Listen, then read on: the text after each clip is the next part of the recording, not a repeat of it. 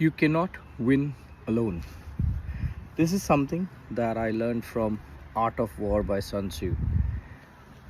What Sun Tzu mentions is, and it's in chapter 3, what Sun Tzu mentions is that if you have an army, if you have people with you, they are aligned with your thoughts, you can defeat the enemy. In those days, there were battles, right? You know that that person is my enemy, and it's not aligned with you. In current world, in the office politics world, or in office, you do not know who's your enemy. The biggest challenge what people do, or biggest problem that people do, is that they take on thinking that somebody is the enemy. Let's say that person is the enemy. It could be your boss, it could be your colleague, it could be somebody whom you dislike and they dislike you. But if you go and take that person individually, you are on an uphill battle. The most important thing here is to build alliances. The most important thing here is to understand the other person better. If you worked with me, you always know that I always give anyone 3 strikes. So if you're done with those 3 strikes with your enemy in this case, well, now it's time for battle, correct? So strike number 1 is like, it's basically a giving them like a let go, an excuse. All right, I understand, a benefit of doubt, correct? So if you're given those 3 benefits of doubt and still things aren't working, that means that person is an enemy now for you or towards your growth.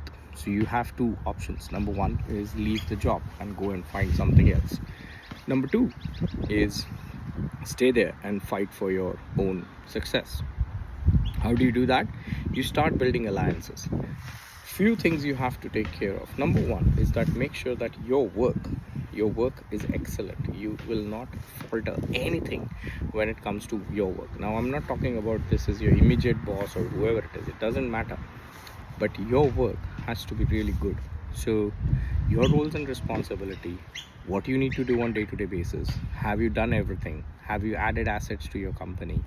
Are you an asset or a liability? Are you adding documentation, SOPs and other things as well, not just your day-to-day task? Okay, so that's number 1.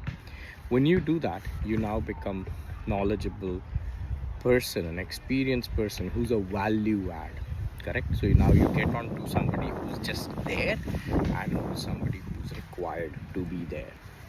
So once you're value add, now you will have more people connecting with you. You'll start helping others, right? There will be people who you always help around with and stuff, and those start becoming your allies. Okay, allies in the sense of, hey, I know this person, he's genuinely good, maybe there's something wrong with that other fellow, right? So you need to build these allies. Allies are not built just by having coffees and tea breaks and chit chatting.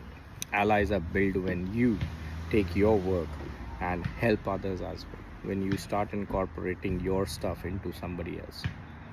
And you'll soon see there could be 2 outputs, is that the person whom you feel is an enemy, is reason he or she is an enemy to you is because of your past behavior as well.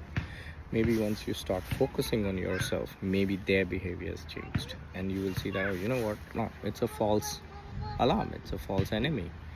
That person was never ever my enemy, and they might be the one who will land up promoting you as well. It's a fantastic book. Go read it. If you need help when it comes to office politics, the ways you can handle things, and I'm not talking dirty and downright evil, I'm talking in a very diplomatic manner. I'm talking in the way that you succeed in your life and you become a better leader.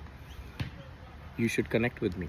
officepolitics.in is the link. Connect with us and we'll see how we can help you, if we can help you. Bye.